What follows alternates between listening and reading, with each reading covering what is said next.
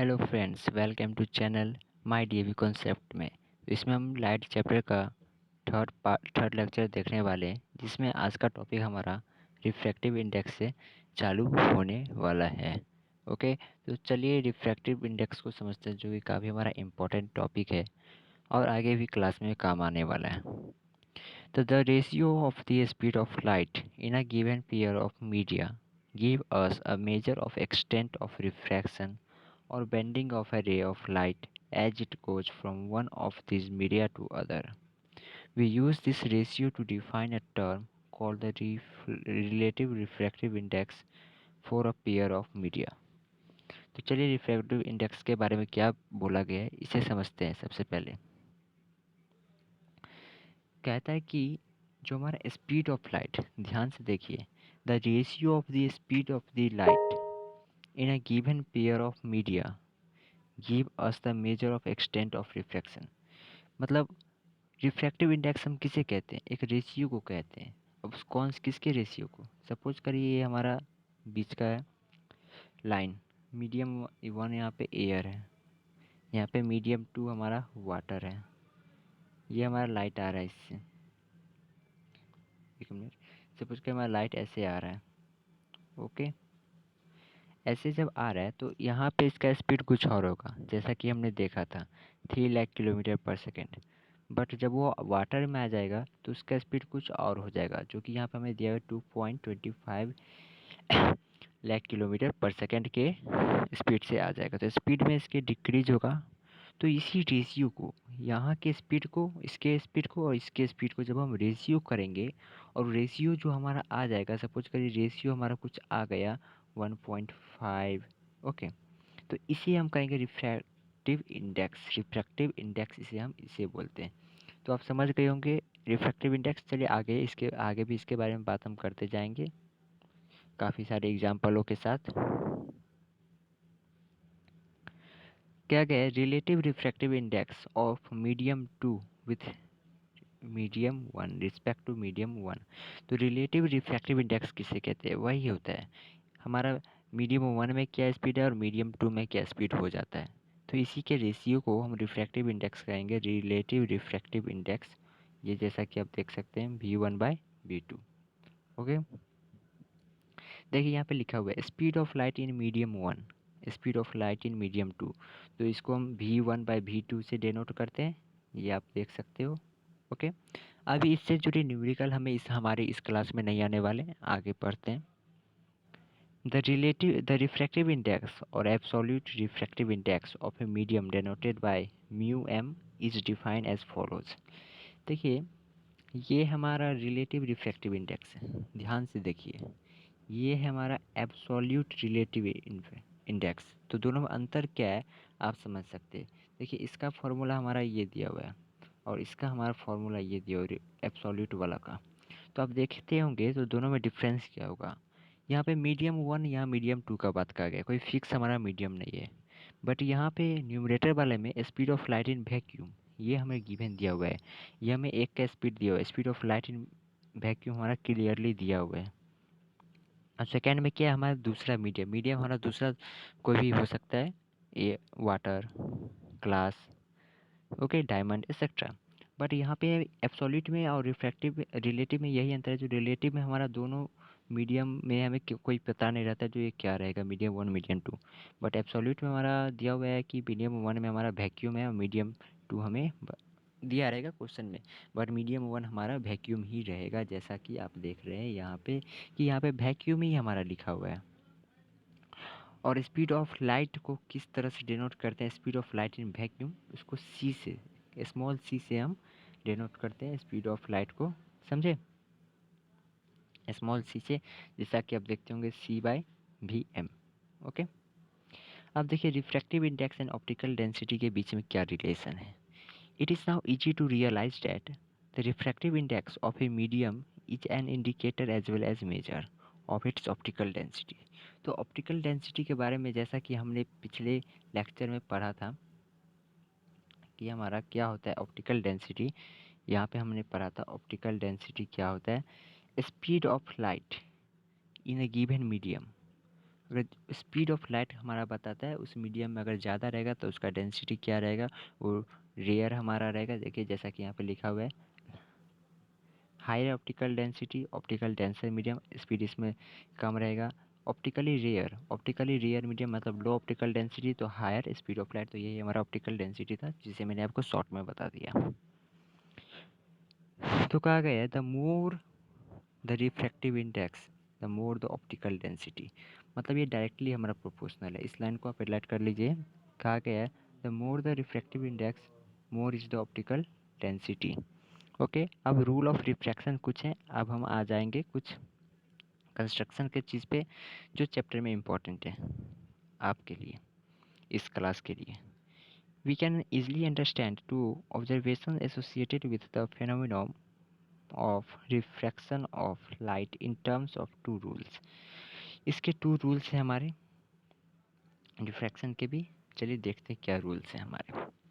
तो रिफ्लेक्शन के हमारे टू रूल्स है, रिफ्रैक्शन के भी टू रूल है। ओके, वन बाय वन इसे समझेंगे और कॉपी पे बनाते रहेंगे। फर्स्ट रूल हमारा क्या कहता है? फर्स्ट रूल हमारा कहता है a ray of light bend toward the normal when it goes obliquely from an optically rare medium to optically denser medium। तो समझिए क्या कहता है फर्स्ट में। ये हमारा बाउंड्री है। सबसे पहले ये हमारा कोई लाइट आ रहा है, ये हमारा एयर है, ये हमारा सपोज कर लीजिए वाटर है। तो एयर डेंसर है या ज़्यादा या वाटर? वाटर हमारा ज़्यादा डेंसर है, वाटर का डेंसिटी हमारा ज़्यादा है। तो इसमें हमारा स्पीड क्या होगा, कम या ज़्यादा? जैसा कि आपको मैंने बताया था, एक लड़का एयर में ज़्यादा तेज़ दौड़ सकता है या वाटर में? वाटर में। तो वो सॉरी एयर में। तो वाटर में इसका स्पीड क्या हो जाएगा, लाइट का भी सेम वही बात है। लाइट के साथ भी, लाइट भी हमारा एयर में स्पीड चलेगा, वाटर में कम। तो सबसे पहले हम, ये हमारा फर्स्ट रे है, इसे इंसिडेंट रे कहते हैं। अब चलिए यहाँ पे नॉर्मल ड्रॉ कर लेते हैं इसकी। नॉर्मल ड्रॉ करना हमारा काफ़ी ज़रूरी है। तो जैसा कि हमने नॉर्मल यहाँ पे ड्रॉ कर लिया है, रुक जाइए मैं और अच्छे से करता हूँ नॉर्मल ड्रॉ। ये हमारा नॉर्मल ड्रॉ हो गया। तो जैसा कि मैंने आपको बोला था, जब आप वाटर में चलने लगिएगा तो आप झुकते जाइएगा, आप झुकते जाइएगा, आप धीरे धीरे कमज़ोर होते जाइएगा। तो यही लाइट के साथ होता है। लाइट जब हमारा ईयर में आता है तो वो फुल स्पीड से आता है, बट जब वो वाटर में इंटर होता है तो वो झुक जाता है। उस पर फोर्स काफ़ी सारे लगते हैं, एक लड़का जब वाटर में दौड़ता है। तो इसी तरह तो अब जो हमारा रे हो जाएगा, अब वो कुछ हमारा क्या कहते हैं, नॉर्मल के इधर बैंड हो जाएगा, इस साइड हमारा बैंड हो जाएगा, ना कि भागेगा नॉर्मल से, नॉर्मल के इधर झुकने लगेगा। ओके, जैसा कि इस रे को जाने वाला था हमारा कुछ इस तरह से ये चला जाता अगर सीधा रहता, अगर एयर टू एयर रहता, अगर रिफ्लेक्शन होता। बट यहाँ पे हमारा क्या हो रहा है, ये हमारा नॉर्मल है और ये नॉर्मल किधर आ रहा है, यहाँ पे लॉ ऑफ रिफ्लेक्शन ये ओबे नहीं कर रहा है। तो ये हमारा किस साइड, नॉर्मल साइड आ रहा है। तो यही हमारा रूल कहता है कि जब हम रेयर से डेंसर मीडियम में आते हैं, देखिए जब हम रेयर से डेंसर मीडियम में आते हैं तो हमारा जो स्पीड होता है वो कम हो जाता है। देखिए सपोज करिए आर फॉर रेयर, जब रेयर से हमारा कोई लाइट डेंसर में आता है, डी फॉर डेंसर, तो हमारा जो होता है रिफ्लेक्टेड रे, वो हमारा क्या होता है, रिफ्लेक्टेड हमें हमारा बैंड हो जाता है, band towards normal. Okay, normal की तरफ हमारा बेंड हो जाता है। देखिए जब रिफ्रैक्टिव इंडेक्स से हमारा कोई रेयर मीडियम से हमारा कोई रे जब डेंसर मीडियम में आता है तो रिफ्रैक्टिव जो हमारा होता है रिफ्लेक्टेड रे वो बेंड हो जाता है। बेंड मतलब झुक जाता है, किसके तरफ, नॉर्मल के तरफ। तो यही बात है, इसे आप समझ लीजिए, नोट कर लीजिए, जो कि मैंने आपको शॉर्ट में बता दिया है। अब सेकेंड इसका अपोजिट है। देखिए सेकेंड में हमारा क्या कहता है, a ray of light bend away, यहाँ पे क्या था, bend toward, sorry bend toward the normal। यहाँ light bend away from the normal when it goes obliquely from an optically denser medium to an optically rare medium। तो अब देखिए यहाँ पे हमारा क्या कहा गया, जब भी हमारा कोई लाइट ये हमारा बाउंड्री है। सपोज के लिए हमें कोई लाइट आ रहा है, ये कौन सा हमारा मीडियम है अभी, ये जो मीडियम है अब हमारा वाटर है, ये हमारा एयर है। तो किसका डेंसिटी ज़्यादा है, इसका डेंसिटी ज़्यादा है। तो अब तो ये जो हमारा लाइट जो आने वाला है इसमें पहले से थका रहेगा, वो इंतज़ार कर रहेगा कब मैं आऊँ एयर में, कब मैं अपना ओरिजिनल स्पीड में आऊँ। ओके, सबसे पहले नॉर्मल ड्रॉ कर लेते हैं यहाँ से, जाइए। तो अब जो लाइट हमारा वो इंतज़ार कर रहा होगा कब मैं एयर में आऊँ, कब मैं एयर आऊँ। तो आपको मैं बता रहा हूँ, तो जब वो एयर में आएगा तो क्या करेगा, वो भाग जाएगा इस डायरेक्शन से, वो जो हमारा नॉर्मल से वो अभी हो जाएगा। नॉर्मल देखिए क्या लिखा हुआ है, नॉर्मल से हमारा अभी हो जाएगा। ओके, तो काफ़ी इंटरेस्टिंग बात है, इसे आप समझ लीजिएगा तो आपको कोई प्रॉब्लम नहीं होगा। तो इस केस में जो है हमारा ये नॉर्मल से भाग जाएगा। तो यही आपको समझ आया। देखिए एक आप इस तरह से समझ सकते हो क्या, नॉर्मल हमारा क्या है, नॉर्मल हमारा ये लाइन है परपेंडिकुलर टू दिस। तो कहता है जब हमारा डेंसर से रियर में आएगा तो वो नॉर्मल के अब ये हो जाएगा, नॉर्मल से भाग जाएगा, बोलेगा क्या मैं पहले से थका हूँ, अब मैं इसमें थकना नहीं चाहता हूँ, मैं इस नॉर्मल से भाग रहा हूँ, मुझे इस जाले में नहीं पड़ना। और जब वो रियर टू डेंसर आ रहा है, यहाँ तो बहुत मज़े से आ रहा है, बोला मैं मज़े से आ रहा हूँ, बट यहाँ पे आने के बाद इसको ये खींच लेता है कुछ इस तरह से। सपोज कर लीजिए आप मैग्नेटिक फील्ड जैसे ये खींच लेता है, तुम आ जाओ मेरे पास। ओके, तो यही था दो लॉ, काफ़ी आसान है, आप समझ जाइएगा। समझ गए होंगे, नहीं समझोगे तो आप कमेंट बॉक्स में बोलिएगा। इम्पॉर्टेंट है, याद रखना आपको ज़रूरी है क्योंकि आगे भी काम आने वाला है। अब देखिए क्या लिखा हुआ है, अब देखिए इसके कितने सारे एप्लीकेशन हैं अब डे टू डे लाइफ में, इस दोनों के कितने सारे एप्लीकेशन हैं। We use these rules for understanding many phenomenon based on this reflection of light. Let us see how can we use these rules to understand the observation made in the activities 1.3 तीन activity हमारा दिया गया। तो first में देखते हैं क्या है हमारा, position of the pencil as it appear when see from above, actual position of the pencil. तो जैसा कि ये मैंने आपको लेक्चर 1 में भी बताया था एग्जांपल के साथ काफ़ी अच्छे से एक्टिविटी में। तो ये मैं पढ़ लेता हूँ फिर आपको अच्छे से समझा दूंगा। Consider first the case of a pencil partially immerse in water.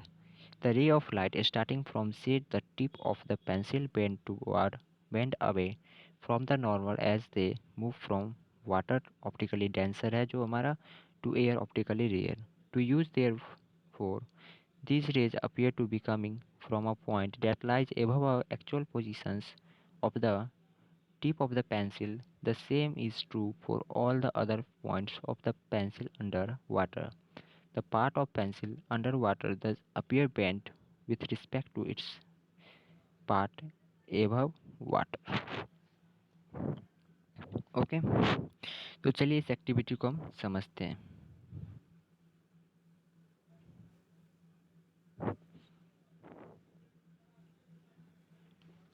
देखिए काफ़ी इम्पोर्टेंट है, काफ़ी ध्यान से समझना होगा आपको। सबसे पहले मैं इस फिगर के ज़रिए समझाता हूँ जो बुक में हमारा दिया हुआ है। तो कहा गया है कि यहाँ जो हमारा देखिए लाइट जो मैं कुछ हिंट दे रहा हूँ आपको, आप सारी बात समझ आएगा। देखिए इसमें जो कहा गया है हमारा जो सब बात है वो आप ध्यान याद रख लीजिए। ओके, तो यहाँ पे जो हमारी लाइट है वो देखिए कहाँ से कि पहले किधर से स्टार्टिंग हो रही है। तो लाइट जो है हमारा यहाँ पे सब, एक मिनट,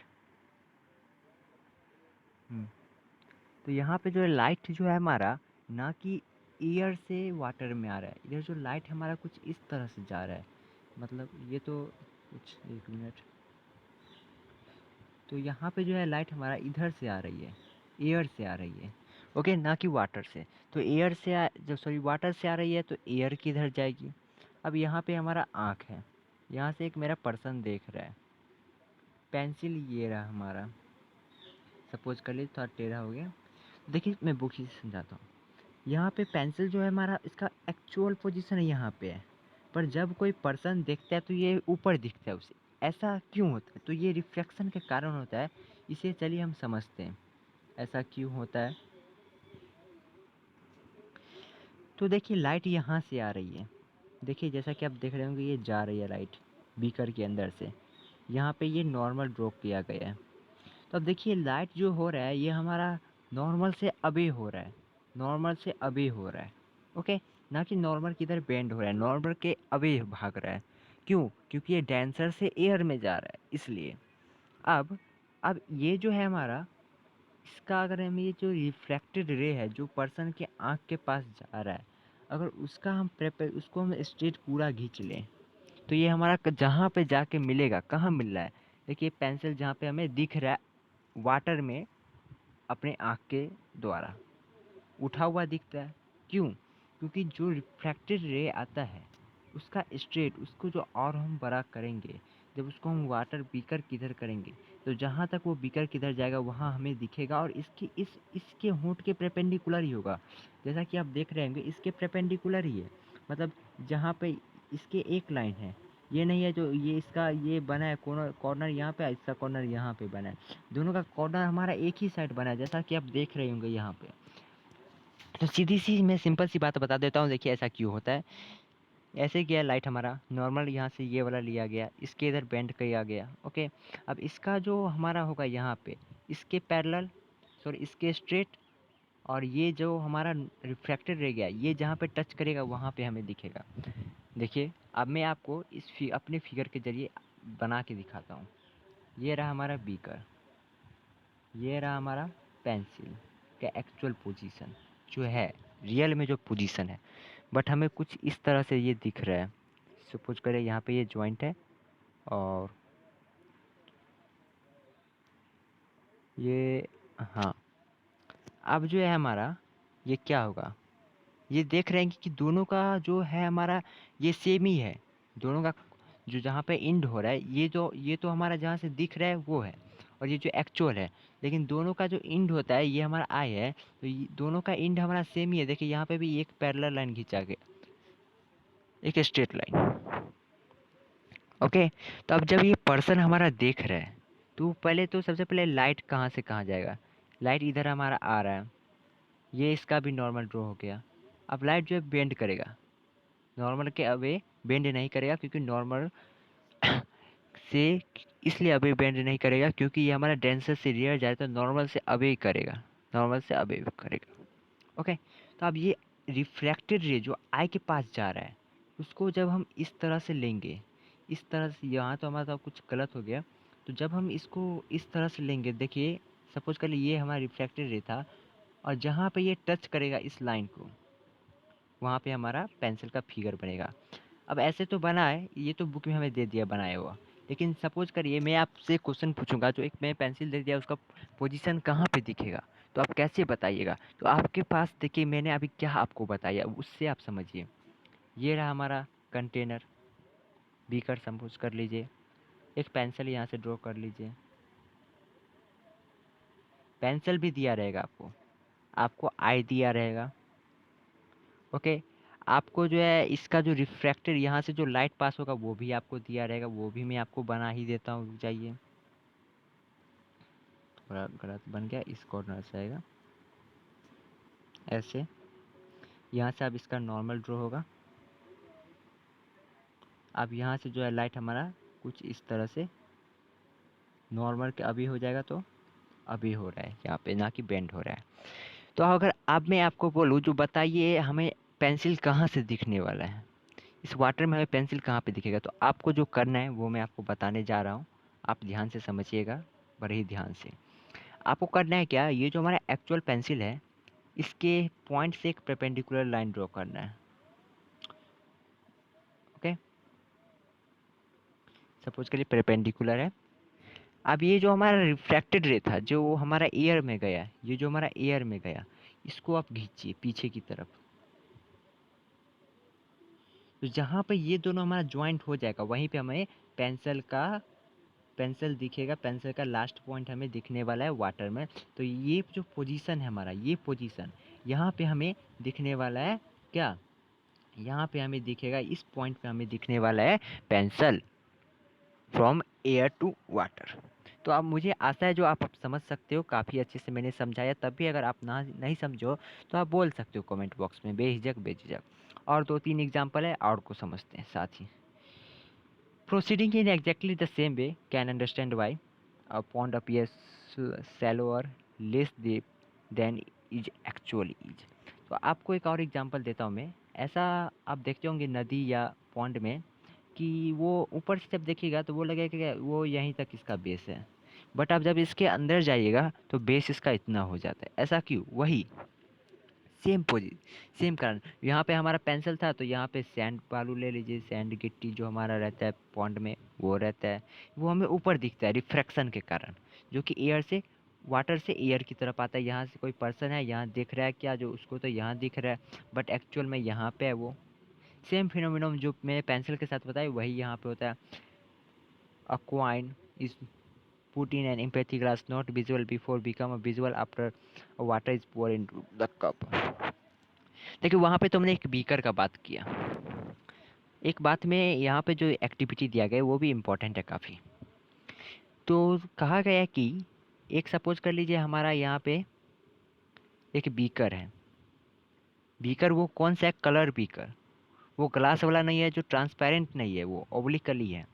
अब इसमें आप एक कॉइन पुट कर देते हो तो क्या वो आपको दिखेगा? अगर आप यहाँ से दिख रहे हो, सपोज करिए इसका कुछ हाइट है जिसके कारण आपको वो नहीं दिख पा रहा, बट जब आप इसमें वाटर दीजिएगा, when you put water in it, तो आप इस क्या करेगा, ये आपको कॉइन ना यहाँ पे दिखेगा और अब आप इसे देख सकते हो। क्यों? लेकिन कॉइन तो हमारा यहीं पे है, एक्चुअल जो है कॉइन हमारा यहीं पे है, बट ये हमें यहाँ पे दिखने लगता है। ऐसा क्यों? चलिए इसे भी समझ लेते हैं। इसके साथ इस टॉपिक को हम ख़त्म कर देंगे, आगे अगले वीडियो में बनाने वाले हैं। देखिए फिगर में देखिए क्या है। जब ग्लास में पानी नहीं रहता है तब तो हमारा कॉइन यहीं पे रहता है, जब ग्लास में हम पानी डालते हैं तब भी तो हमारा कॉइन यहीं पे रहता है, बट हमें दिखता क्यों ऐसे? तो वही बात है जो मैंने पीछे बताया था पेंसिल के साथ। देखिए सबसे पहले रे जो हमारा, सपोज कर लिए ये हमारा कॉइन है, ऐसे गया, ये हमारा फिगर है, सपोज करिए यहाँ पे हमारा वाटर इनडूइंग हो रहा है, तो यहाँ पे अगर इसका नॉर्मल हम ड्रॉ करते हैं, ओके, देखिए अच्छे से मैं आपको बता रहा हूँ। ये है हमारा, ये हमारा पॉइंट कॉइन है, इसको कॉइन ले जो एक्चुअल है। यहाँ के बाद अब बेस आ जाता है हमारा ग्लास का। अब जो होगा रिफ्लेक्टेड रे यहाँ से ऐसे आएगा, यहाँ पे इसका नॉर्मल मैंने ड्रॉ कर लिया। अब यहाँ क्या करें, नॉर्मल से अभी होगा ना, तो ये हमारा नॉर्मल से अभी होने वाला है। देखिए आई में ड्रॉ कर लेता हूँ, आई हमारा ये रहा, तो ये आ गया हमारा नॉर्मल के पास। अब कॉइन हमें दिखेगा का, मैंने आपको क्या बताया था, इतना चीज़ अगर आपको दिया रहेगा तो आपको अगर बताना रहेगा कॉइन हमारा कहाँ पे बनेगा, वो तो क्या करना है आपको, इसके परपेंडिकुलर लेना है। वहाँ पे जैसे पेंसिल का पॉइंट से परपेंडिकुलर लिए, तो यहाँ पे इसके परपेंडिकुलर।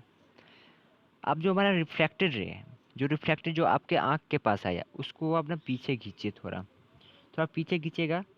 अब जहाँ पे वो हमारा इसके परपेंडिकुलर, इस कॉइन के परपेंडिकुलर वाले लाइन को कट कर देगा, वहीं पे आपका इमेज बनेगा। तो यहाँ पे जो आपका कॉइन यहाँ पे आप दिखेगा, तो ऊपर आ गया कॉइन का इमेज, तो ऊपर दिखने लगा इस कारण। तो यही सब हमारा कुछ फिनोमिनम है, काफ़ी अच्छा, काफ़ी इंटरेस्टिंग तरह से मैंने आपको बताया। अगर आपको अच्छा लगे तो आप प्लीज़ कमेंट बॉक्स में लिखिएगा। Thank you very much. अब अगले टॉपिक में जो है हमारा refraction of light by glass slab, इसी के साथ रिफ्लेक्शन वाला टॉपिक ख़त्म करेंगे, फिर कुछ रूल लेंस और लेंस के बारे में जानेंगे, जो कि काफ़ी मज़ेदार टॉपिक होने वाला है हमारा।